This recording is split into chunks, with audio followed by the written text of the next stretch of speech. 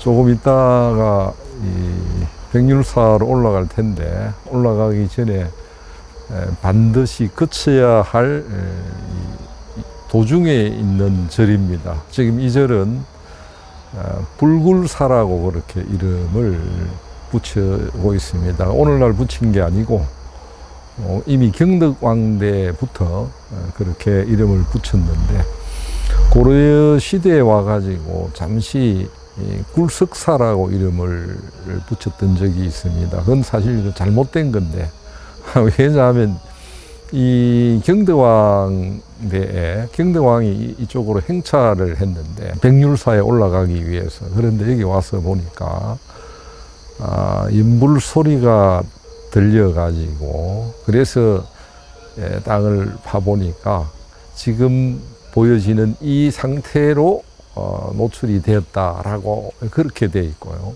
돌이 나왔다고 하는 의미에서 이 굴석사라고 이렇게 붙이게 된 겁니다. 사실은 돌이 나온 것이 맞는데 이 당시 사람들의 관념에서는 돌을 쪼아서 불상을 만드는 게 아니고 원래 그 바위 속에 불상이 들어있다라고 하는 그런 생각을 가지고 있기 때문에 당시인들의 생각대로 불굴사라고 하는 이름을 갖는 게 맞지 않느냐 이렇게 생각이 됩니다. 여기 두 부처님이 머리가 없는 부처님하고 원래부터 아마 기획을 두 부처님으로 생각을 했던 것 같아요. 흔하지는 않은데 이 불상을 단독 부리거나 안 그러면 삼존불이 일반적인데 여기에서도 독특하게 이불만 새겨 놓았는데 그 의미는 잘 알 수 없습니다. 다양한 해석이 되고 있는데 잘 모르겠어요. 왜 남쪽만 하필이면 공간의 부족 때문인지 처음에 기획할 때 충분히 작게 세 개도 안치시킬 수 있을 텐데 여하튼 이불이 되어 있는 점이 좀 특징이다 이렇게 말씀드릴 수 있습니다.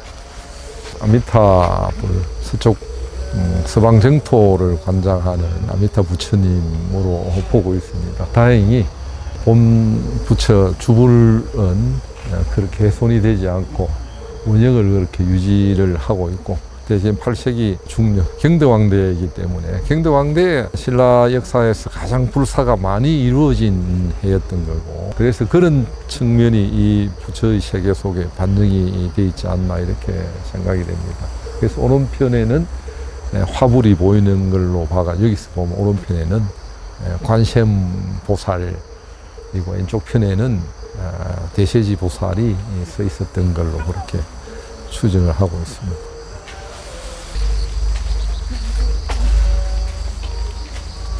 여기 제가 좀 흐려서 잘 보이지를 않습니다.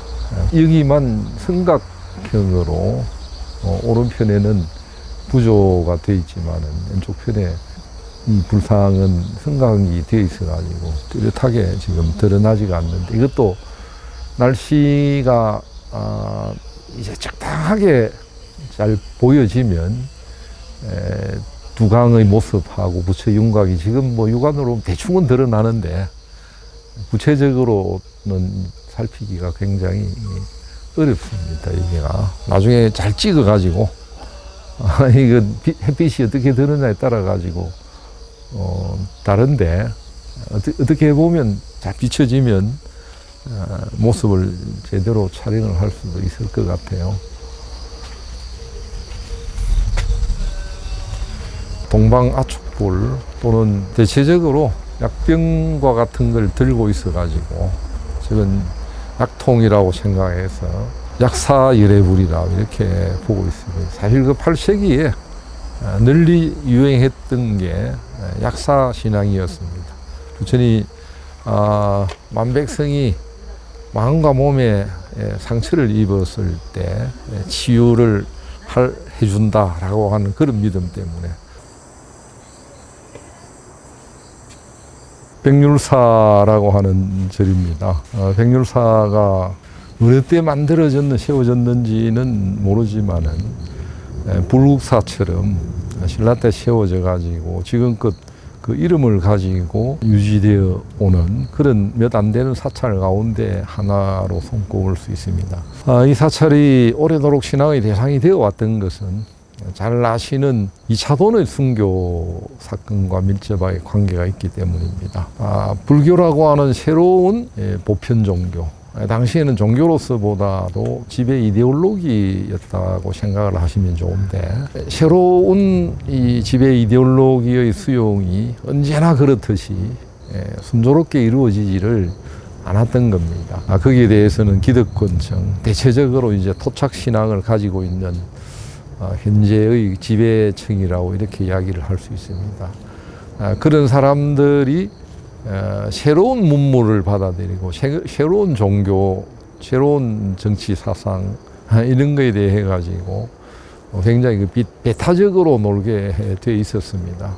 고구려 백제와는 달리 특히 그 신라에서는 불교가 수용이 되는 과정에 많은 그 곡절을 겪게 되는데, 6세기에 들어와 가지고 법흥왕이 즉위하고 난 뒤에 새로운 동아시아 세계의 어떤 변동 속에 새로운 결단을 내리게 됩니다. 불교를 그동안에 5세기 초반에 신라에 들어왔는데 불교가 공식적으로 공인이 되지를 못했던 건데, 법흥왕이 불교를 국가적 종교로서 공인을 해야 되겠다 이런 생각을 하는데, 그를 위해 가지고 시내에다가 흥륜사라고 하는 절을 지으려고 준비를 했습니다. 막상 절을 지으려고 하는데 반발이 일어나 가지고 귀족 세력들과 그 대치를 하게 됐던 겁니다. 그래서 어쩌면 이제 희생양이 필요했던 건데, 여러 가지 견해들이 있습니다만은 궁중의 나인이라고 하는 궁중의 일들을 보는 그 하위 관료로서 차돈이라고 하는 인물이 있었는데, 이 인물이 이미 머리를 깎고 다니면서 성녀의 모습을 하고 다니면서 스스로 나서 가지고 아마 법흥왕의 편을 들어서 불교를 공인하는데 앞장을 섰습니다. 그런데 반대에 부딪히니까 법흥왕에게는 희생양이 필요했던 겁니다. 사실 뭐 여러 기록이 있는데 아마 이거는 법흥왕과 이차돈이 짜고서 결정을 한 것이라 생각이 됩니다. 그래서 반발에 부딪혀 가지고 일시 물러서지 않을 수 없게 되고, 물러서면서 희생양으로서 이차돈을 희생양으로 삼는, 그래서 죽이게 되는 겁니다. 죽일 때